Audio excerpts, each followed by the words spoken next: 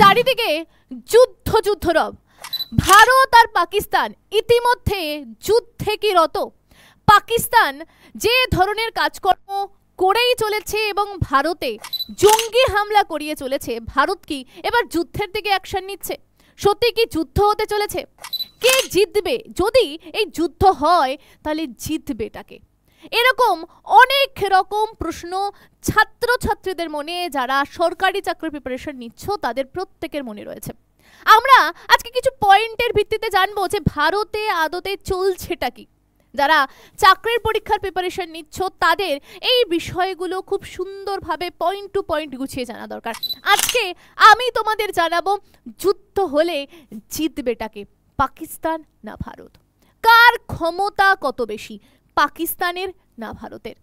তার সাথে সাথে এত হুমকি দিচ্ছে পাকিস্তান, নানান ধরনের হুমকি। তোমরা আমাদের জল বন্ধ করবে, আমরা তোমাদের রক্ত গঙ্গা বইয়ে দেব। এই যে হুমকিগুলো দিচ্ছে, কেন দিচ্ছে, কি কারণে দিচ্ছে, এগুলো জানবো। আর কেনই বা যুদ্ধের পরিস্থিতি এসে গেল, আর কেনই বা যুদ্ধ হতে চলেছে এটা জানবো। তার সাথে সাথে এগুলোর বিশ্লেষণ তো পুরো থাকবে, এবং ভারত কি কি পদক্ষেপ নিতে চলেছে বা ভারতের কোন দিকে যাওয়া উচিত, সত্যি কি যুদ্ধের পথ অবলম্বন করবে ভারত, সমস্ত কিছু আজকের ভিডিওতে এ টু জেড আলোচনা করব। তার আগে আমি অতসী ম্যাম তোমাদের প্রত্যেককে স্বাগত জানাচ্ছি ইয়োর স্টাডিতে। একেবারে একদম প্রথম বিষয় যদি আমি চলে আসি, পাহেলগাঁও। আমরা সবাই কাশ্মীরের কথা শুনেছি, আমরা সুইজারল্যান্ডের সাথে আমাদের কাশ্মীরকে তুলনা করি।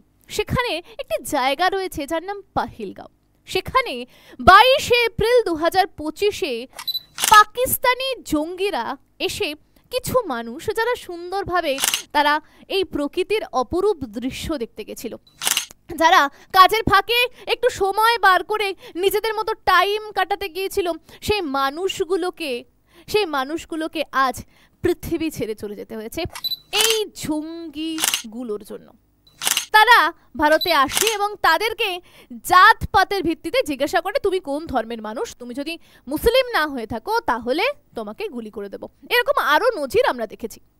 এরকম নৃশংস কতগুলো প্রাণ আজকে চলে গেছে এই পাকিস্তান জঙ্গির জন্য। এবার যার কারণে ভারতের মানুষ ক্ষুব্ধ হয়েছে, প্রত্যেকেই জানো, রাগার বিষয়। ভারতের মাটিতে এসে, ভারতের কাশ্মীরে এসে, ভারতের স্বর্গ বলা হয় কাশ্মীরকে, সেখানে এসে কিছু দুষ্কৃতীরা ভারতের নিষ্পাপ মানুষ যারা কিচ্ছু করেনি, কিচ্ছু ওই বিষয়ে কিছু নেই তাদের, তারা এসছে ঘুরতে মজা করতে, তাদেরকে মেরে চলে যাচ্ছে। কারোর মা, কারোর ছেলে, কারোর বর, কারোর ভাই, তাদের প্রাণ গেছে, কারোর বাবা গেছে। এই যে নৃশংস একটা ঘটনা, এর তো উত্তর কিছু না কিছু তো দিতে হবে পাকিস্তানকে। শুধু আজ থেকে না, অনেক দিন ধরে পাকিস্তান এই বিষয় একের পর এক জঙ্গিদেরকে বাড়িয়ে যাচ্ছে এবং সেই জঙ্গিদেরকে ভারতে ঢুকিয়ে এই ধরনের কাজকর্মগুলো করাচ্ছে, যার ফলে ভারতের মানুষদের ক্ষতি হচ্ছে। এই কারণে এই যে বিষয়টা ঘটেছে, এই কারণেই মেন সূত্রপাত অনেক দিন ধরে চলে আসছিল। কিন্তু ভারত যেহেতু শান্তিপ্রিয়, ভারত বলে না ঠিক আছে চলো, আমরা এরকম ধরনের মানুষ না যে তোমরা যেভাবে হামলা করছো, যেরকম আমি নিষ্পাপ মানুষদেরকে মারছো, আমরা ওই রকম না। আমরা কি করেছি, বরাবরই তাই করেছি। আমরা তোমাদের যেখানে জঙ্গি সংগঠন বেড়ে উঠছে সেই জায়গাগুলো অ্যাটাক করে সেখানকার সেই বাজে মানুষদের যাদের ওই ধরনের মনোভাব, তাদেরকে আমরা শেষ করার চেষ্টা করছি। কিন্তু দিনের পর দিন আমরা কিছু না বলতে বলতে তোমরা এতটাই পেয়ে বসেছো যে এবার আমাদেরকে উত্তর দিতে হবে। অপারেশন টিকা লঞ্চ করা হয়, তারপরে কিছু মানুষকে ধরা হয়, ওই জঙ্গিদেরকে ধরা হয়। যাই হোক, ওরা স্বীকারও করেছে যে হ্যাঁ আমরা এক জঙ্গি সংগঠন থেকে আসছি, এবং ওরা এতটাই নির্লজ্জ যে ওরা মেনেও নিয়েছে যে হ্যাঁ আমাদের এই সংগঠন থেকে এই কাজ করেছে। যাই হোক, ব্লা ব্লা ব্লা। এবার ভারত তো চুপ থাকবে না। ওই মানুষগুলো যাদের কোনো দোষ ছিল না, তাদের কি সুবিচার হবে না? অবশ্যই হবে। কি হবে সুবিচার? শুরু করে দিয়েছিল ভারত। আমরা জানি কাশ্মীরে পঞ্চনদীর দেশ কাশ্মীর, যার জন্য ওখানকার একটা রাজ্যের নাম পাঞ্জাব। আমরা জানি ওই পঞ্চনদীকে কেন্দ্র করেই তার নাম রাখা হয়েছে পাঞ্জাব। ঝেলাম, চেলাম, রাবি, সতলজ, বিয়াস, 5টা নদী ওখান থেকে বয়ে যায়। কি করেছে? ওই ঝেলাম ঝেলামের জলটা বন্ধ করে দিয়েছে, যে জলের উপর আমরা জানি যে পাকিস্তান বেঁচে থাকে নানান কাজকর্মের দরুন, সব খুঁটিয়ে খুঁটিয়ে বলবো। এবার এই জন্য পাকিস্তানে এই যে ঝেলামের জলটা বন্ধ করে দেওয়া হবে বা দেওয়া হয়েছে, এই জন্য পাকিস্তানের বিভিন্ন বড় বড় ব্যক্তি তারা ডাইরেক্ট হুমকি দিচ্ছে ভারতকে, মিসাইল দিয়ে দেবে, এই করবে, রক্তকন্যা বইয়ে দেবে, ব্লা ব্লা ব্লা, কত কিছু। যাই হোক, এবার যদি যুদ্ধ হয়, যদি যুদ্ধের পরিস্থিতি হয়, তাহলে কে জিতবে, কিসমে কিতনা হে দম, চলো একটু দেখে নিই। ভারত ভার্সেস পাকিস্তান, কার ক্ষমতা কত বেশি, চলো একটু আমরা দেখে নিই। দেখো, যদি এই ক্ষমতার কথা বলছি, তাহলে ক্ষমতা তো দেখতে হবে। দেখো, প্রথমে চলে আসবো অর্থ ব্যবস্থা। দেখো, যাই হয়ে যাক না কেন বাবা, তোমার অর্থ যদি তোমার কাছে সাবলীল না থাকে, তুমি যাই করে দাও কেন, তোমার কিচ্ছু হবে না। যুদ্ধ কেন, কোনো কিছুই করতে পারবে না। আর অর্থ না থাকলে না কোনো দেশ তোমাকে পাত্তা দেবে না। আমাদের ভারতের অর্থ ব্যবস্থা যদি বলা হয়, অর্থ ব্যবস্থার কথা প্রথম পয়েন্টেই অর্থ রেখেছি, 3.5 ট্রিলিয়নস আমাদের হচ্ছে অর্থ ব্যবস্থা। আর সেটা যদি পাকিস্তানের দিকে চলে যায় 376 আরব ডলার, যেটার 10 গুণ আমাদের ভারতের কাছে, আমাদের ভারতের অর্থ ব্যবস্থা। ঠিক আছে, এবার লড়াইয়ের জন্য, যুদ্ধের জন্য কিসের প্রয়োজন, সেনার প্রয়োজন, সৈন্যর প্রয়োজন। চলো দেখি কার কত দম। সেনার কথায় যদি বলি, আমাদের ভারতের অ্যাক্টিভ সেনা 14.5 লাখ অ্যাক্টিভ সেনা রয়েছে। যদি পাকিস্তানের দিকে আমি তাকাই, 6.5 লাখ আমি সৈন্য দেখতে পারবো, সেটাও আমরা ডবলেরও বেশি। আচ্ছা, খুব ভালো কথা। আমরা যদি এই সেনার কথাই বলি, পৃথিবীর চতুর্থতে আমরা আসি সেনা বলে। তো সেক্ষেত্রে পাকিস্তান আমাদের থেকে অনেক, কেন অনেকই পিছিয়ে। আমাদের রেলের যে বাজেট হয়, আমাদের এই যে রেলমন্ত্রী অশ্বিনী বৈষ্ণবজি রয়েছেন, আমাদের রেলের যে বাজেট, সেটা সেই বাজেটের কাছাকাছিও যায় না তাদের আর্মির বাজেট। ঠিক আছে, তো সুতরাং বুঝে নিতে হবে কার অর্থ ব্যবস্থা, কার ফেসিলিটি, কার কত দম। এরপরে চলে যাব ডিফেন্স বাজেটের কাছে। ভারতের ডিফেন্স বাজেট হচ্ছে 80 আরব ডলার। ভারতের ডিফেন্স বাজেট 80 আরব ডলার। যদি চলে যাই পাকিস্তানের কাছে, 7 থেকে 8 আরব ডলার। মানে তাও সেটাও হতো না যদি না চীন সহযোগিতা করতো, মানে ঋণ দিত, IMF ঋণ দিত। IMF কি, আমি আমার ক্লাসে এই যে আন্তর্জাতিক সংগঠনগুলো রয়েছে স্ট্র্যাটেজিকের ধরে ধরে পড়িয়েছি, ধরে ধরে বুঝিয়েছি। আজকে যখন চাকরির পরীক্ষার্থীরা এই বিষয়গুলো জানবে, অনেকে জানবে না IMF কি। ঠিক আছে, এই বিষয়গুলো খুব সুন্দরভাবে ক্লাসে তোমাদেরকে করানো হয়। এই ছোট ছোট বিষয়গুলো মাথায় রাখবে যে IMF এর ফুল ফর্ম কি, IMF এর কাজটা কি। ঠিক আছে, এই বিষয়গুলোকে নোট ডাউন করবে যাতে এখান থেকে প্রশ্ন এলে তুমি উত্তর করতে পারো। এবার এই কথা বলতে বলতে একটা বিষয় মাথায় এলো, সেটা হচ্ছে তোমাদের নতুন লাইভ ব্যাচ শুরু হচ্ছে, 02 প্রো নিউ কোর্স। সমস্ত সাবজেক্ট তুমি এখানে পড়তে পারবে। এটা একটা ফাউন্ডেশন ব্যাচ, যার ভ্যালিডিটি 2 বছর রাখা হয়েছে। স্ক্রিনে ফোন নাম্বার দিয়ে দিয়েছি। ইয়োর স্টাডি অ্যাপ ডাউনলোড করলে তুমি আমাদের নতুন, ঠিক আছে, যে কম্বো ব্যাচটা লঞ্চ হচ্ছে, তুমি সেখানে যুক্ত হতে পারবে। সুপার সেল, আমাদের সেল চলছে, তুমি এই সেলের যে মুনাফা সেটাকে নিতে পারবে। প্রচুর কোর্স রয়েছে। নতুন যে কোর্সটা লঞ্চ হয়েছে সেটা হচ্ছে 02 প্রো 5.0। জিকে রয়েছে, জিএস রয়েছে, এক একটা সাবজেক্টের আলাদা আলাদা রয়েছে, প্রত্যেকটাই দেখতে পাচ্ছ। ম্যাথ রয়েছে, জিকে জিএস রয়েছে, ইংরাজি রয়েছে, রিজনিং রয়েছে, কম্বো রয়েছে, রেল রয়েছে। আমি প্রেফার করব কি কম্বোটা নিতে, তাহলে তুমি সব চাকরির জন্য প্রিপারেশন নিতে পারবে। রেল রয়েছে, এসএসসি জিডি রয়েছে, তুমি তোমার যেটাই ইচ্ছা তুমি সেটাই নিতে পারো। তবে আমি যেটাই তোমাকে প্রেফার করব সেটা হচ্ছে কম্বো স্পেশাল 5.0টা নিতে, তাহলে তুমি সমস্ত চাকরির পরীক্ষায় বসতে পারবে। এই যে IMF এর কথা বললাম, সমস্ত বিষয়গুলো ধরে ধরে বেসিক থেকে অ্যাডভান্স অবধি বোঝানো হয়। কোর্সের সুবিধা কি কি সব ডিটেলসে দেওয়া রয়েছে। যাদের যাদের দেখার ইচ্ছা, যাদের যাদের জয়েন হওয়ার ইচ্ছা, বাড়ি বসে প্রিপারেশন নেওয়ার ইচ্ছা, চাকরি পাওয়ার ইচ্ছা, সবাই বিষয়গুলোকে দেখে নিও। চলো আমি চলে যাব আমার মেন বিষয়, যে বিষয়টা নিয়ে আলোচনা করছিলাম সে বিষয়টা হচ্ছে এই যে ওরা ধার নিয়ে নিয়ে ঋণ নিয়ে নিয়ে রীতিমতো ঋণ নিয়ে নিয়ে আজকে যে জায়গায় এই 7.8 আরব ডলার এরা ধার নিয়ে নিয়ে, ঠিক আছে।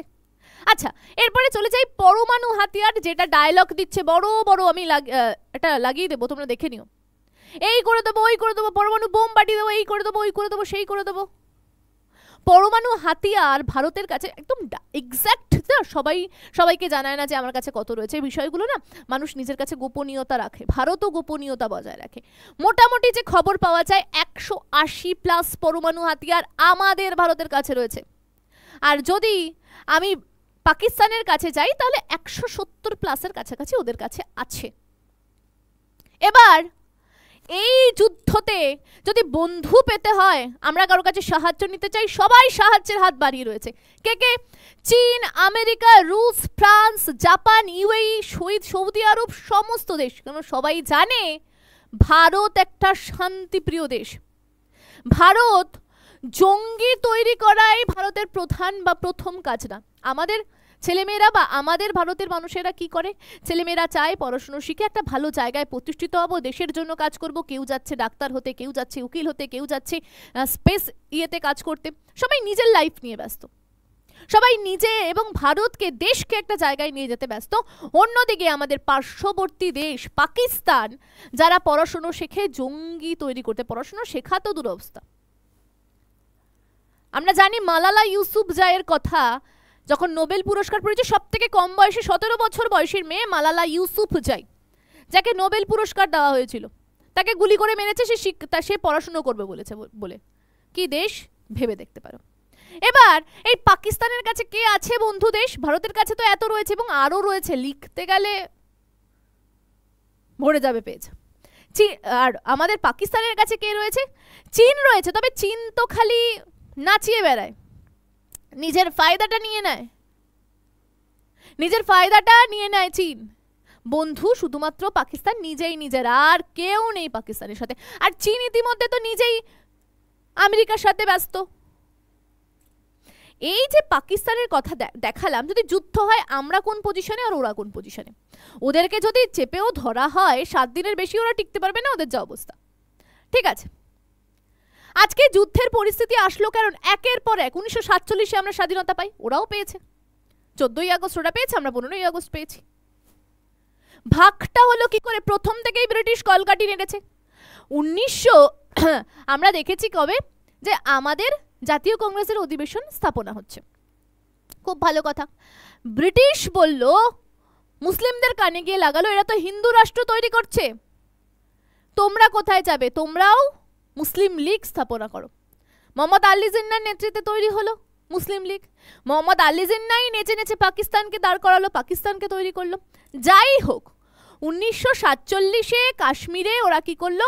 স্বাধীনতা পাওয়ার পর কাশ্মীরকে অধিকার করতে এলো। কাশ্মীরের ওরা যতবার চায় কাশ্মীরের উপর ঝামেলা করতে। যাই হোক, কাশ্মীরের উপর অ্যাটাক করলো। 1965-তেও আবার ওরা কি করলো? যুদ্ধ করতে এলো আমাদের সাথে। সেই সময় লাল বাহাদুর শাস্ত্রী ছিলেন।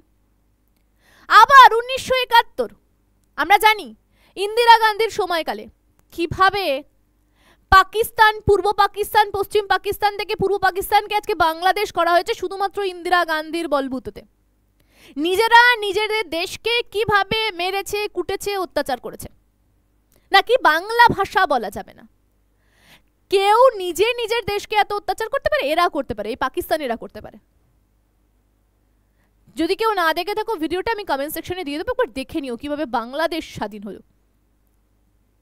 যাই হোক, 1971-এ নানান ঝামেলা করে আমরা বাংলাদেশকে না একটা সুষ্ঠু দেশ হিসাবে ইয়ে করলাম।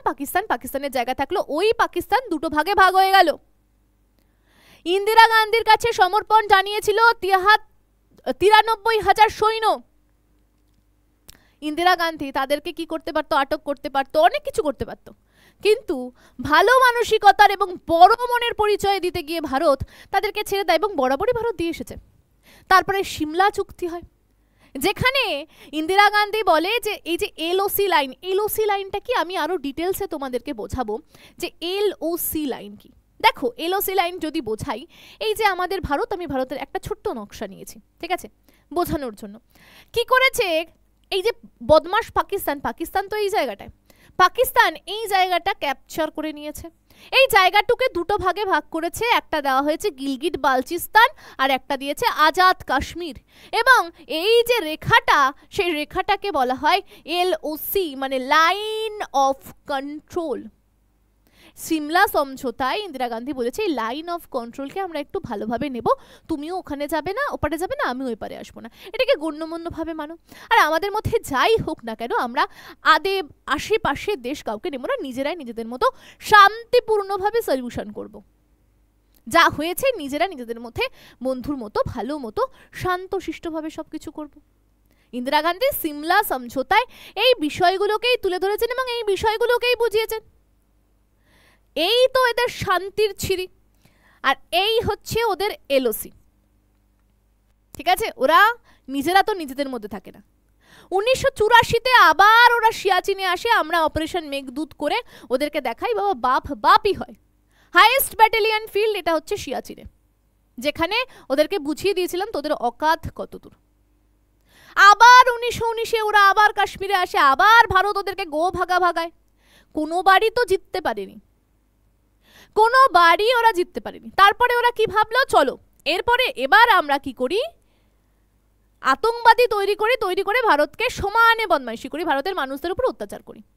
একবার পুলবামা হামলা করায়, আচ্ছা ঘটালো। তাজ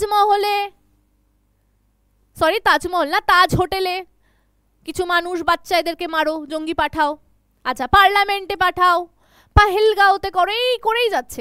সামনাসামনি যুদ্ধ করার তো ক্ষমতাই নেই। পাকিস্তান কোথায়, চলো একটু ম্যাপে দেখাই। পাকিস্তান, এই যে পাকিস্তান, এই যে পাকিস্তান, এই যে হচ্ছে পাকিস্তান, দেখতে পেয়েছো পাকিস্তান?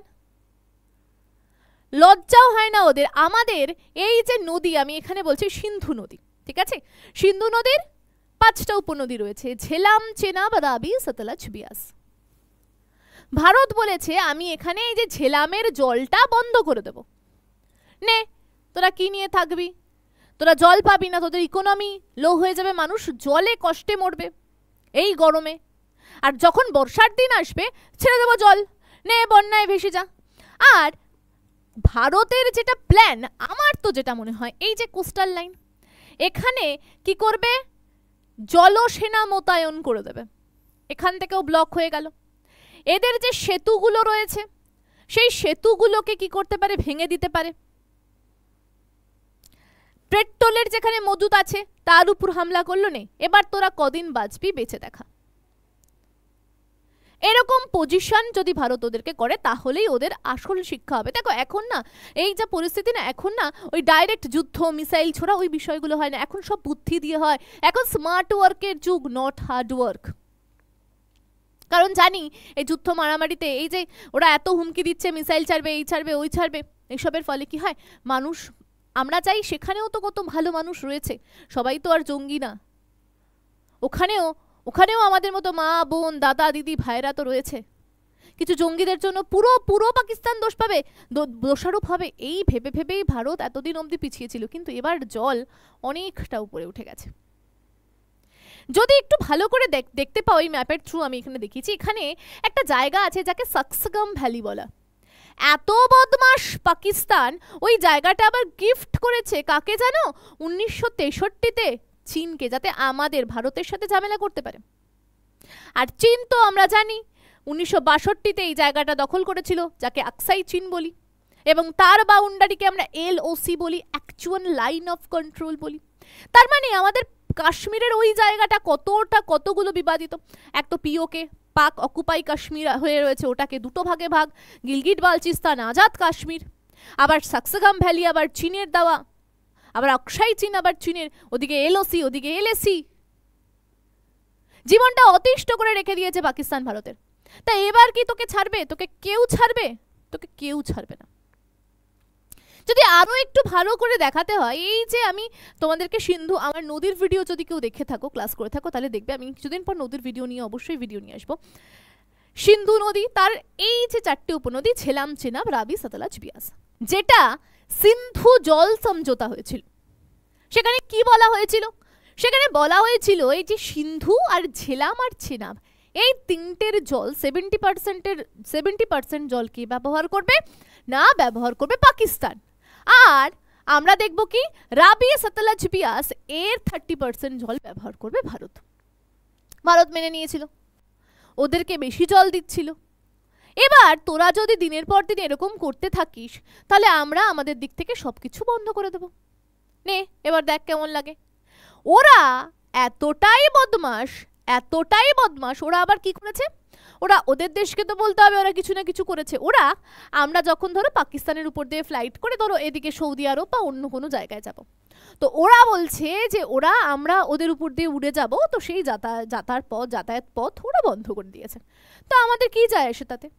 কিছুই যায় আসে না। ওরা বন্ধ করেছে, আমরা এদিক থেকে ঘুরে চলে আসবো এদিকে। হ্যাঁ হয়তো এদিক থেকে এলে একটু সময় বেশি লাগবে, একটু টাকা বেশি লাগবে, তাতে আমাদের কিচ্ছু যায় আসে না। তোদের সাথে সমস্ত কিছু ট্রেড থেকে আরম্ভ করে সবকিছুই বন্ধ।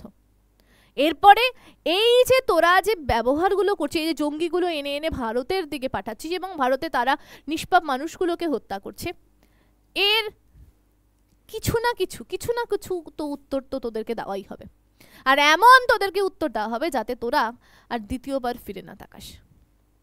তো এই অবস্থা চলছে এখন ভারতের। প্রত্যেকে বিষয়গুলো দেখেছো, বিষয়গুলো বুঝেছো।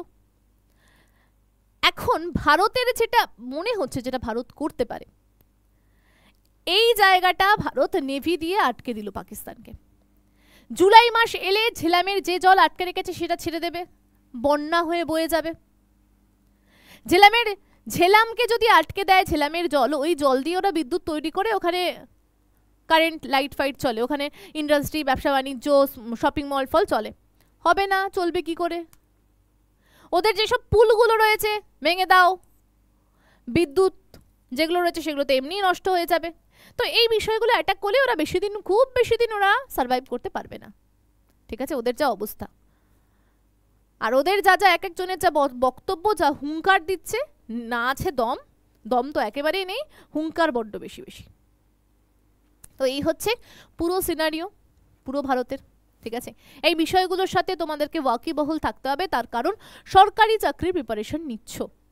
ঠিক আছে, বিষয়গুলো কোথা থেকে কিভাবে প্রশ্ন দেবে, তো এই বিষয়গুলোকে দেখে নোট তো তোমাদেরকে অবশ্যই করে রাখতে হবে।